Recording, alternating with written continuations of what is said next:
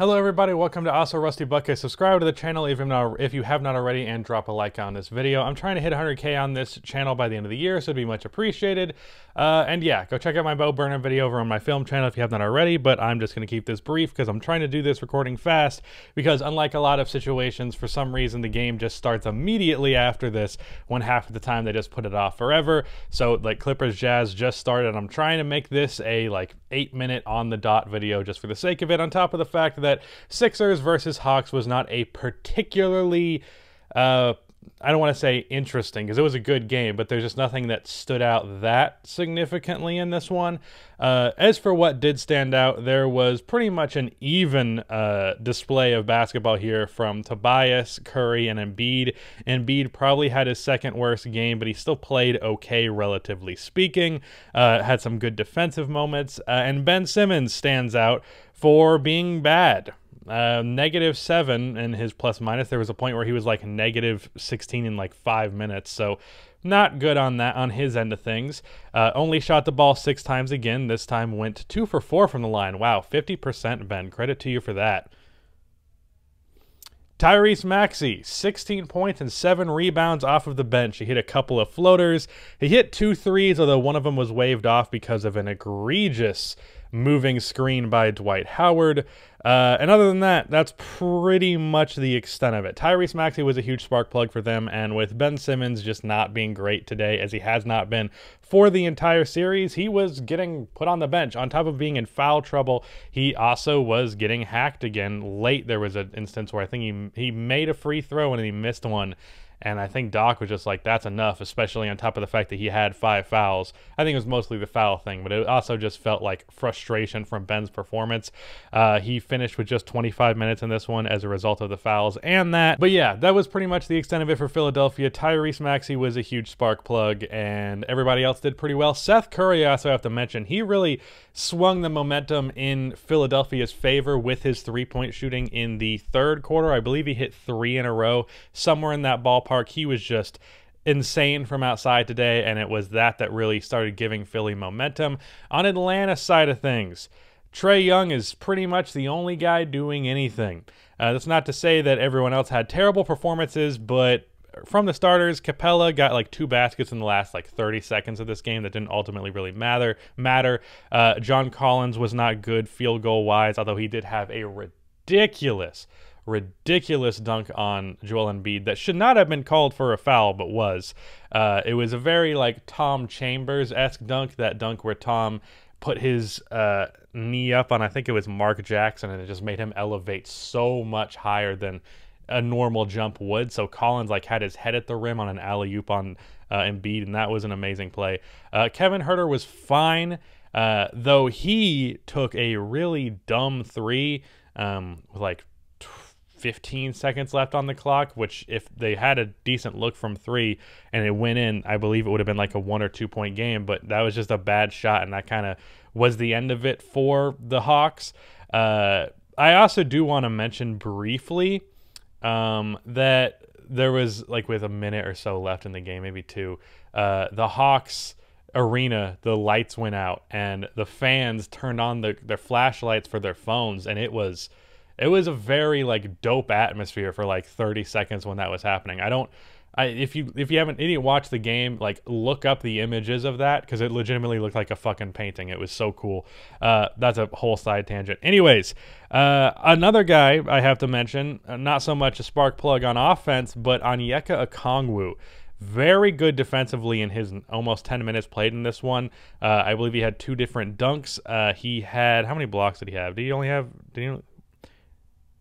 1. Okay. I thought he had 2. But he blocked Tobias Harris on a dunk, and that was a amazing block. And he was just in the right place at the right time defensively when he did end up playing. So very good minutes from Okongwu for the minutes where Capella was not in at center. And it's nice to have someone who can just be decent in those minutes, absent of Capella, who is, as I have mentioned this year, probably the second best, or at least second most important player on the Hawks, which is kind of the same thing, but whatever.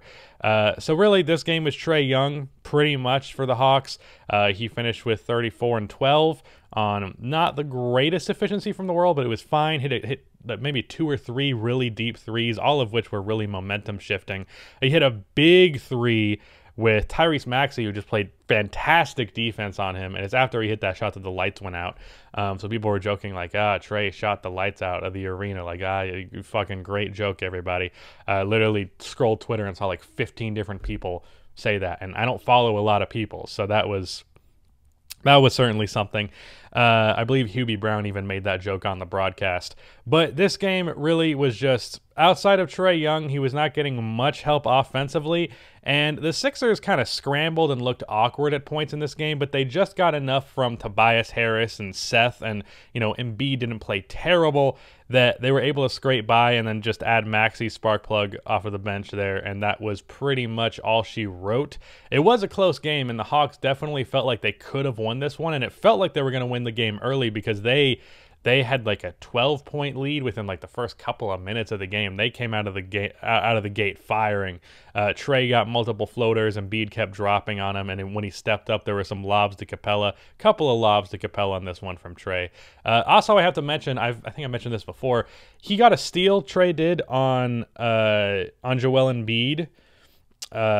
He had 3 steals in the game in total, but he had a steal on Embiid where Embiid just was not looking at him when he was going for the post.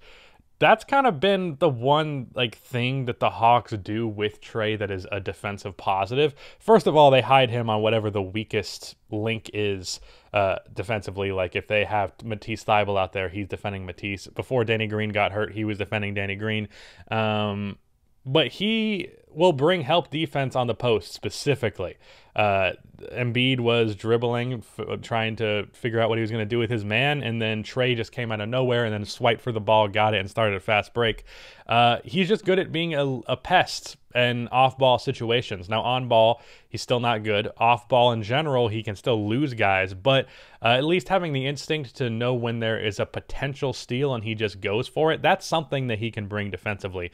And, you'll take the positives that you can because overall Trae is still a very negative defender. But I feel like it's worth praising the positive stuff that he does in that regard. But like I said, offensively, Trae Young really had this game for himself, and then it wasn't much outside of that. Let's talk about Doc Rivers for a second. He was running lineups of all bench except for Tobias Harris. Now, ultimately, they win this game, but going 10 players deep in an elimination game is pretty fucking wild. Doing lineups of 4 bench players plus Tobias Harris is pretty fucking wild. Just doing these lineups was pretty questionable, like George Hill, Maxey, Thybulle, Dwight, and Tobias. Like, that's not the best lineup in the world. Now, Maxey having the game that he did today mitigates the negative of that. He's been doing lineups like that in this series, but he definitely deserves some criticism for those lineups, and just overall, Doc Rivers is not a great coach. I think Hubie Brown on the broadcast said that he was a great coach, and I was like, calm down. But there was that was noteworthy. But for the most part, this game was pretty standard. Just another not great performance from Ben Simmons, which is sad to see. And my video on him that I just posted on my main channel, if you haven't watched it already, quick little plug, definitely should be watched if you haven't yet, but it was focusing on the negatives of him in this series, and I was kind of afraid because every time I post a video criticizing a player, it seems like, especially when they're just about to have a game, it seems like every time I do that, they have an amazing game. Ben did not do anything to prove me even slightly wrong after that video. In fact, he played even worse than I would have expected. So, yeah, didn't have to worry about that. I think when I made my video on why John Morant was overrated, he had like 37 and 12 like a couple hours later. So Ben Simmons did not do that, and unfortunately he should not be on this team by next season. He just shouldn't be. Even if the Hawks managed to, or the Sixers managed to win this series, Ben Simmons should not be on this roster anymore. But anyways, that's it. Let me go watch the Jazz Clippers game because that is another big game today. Goodbye.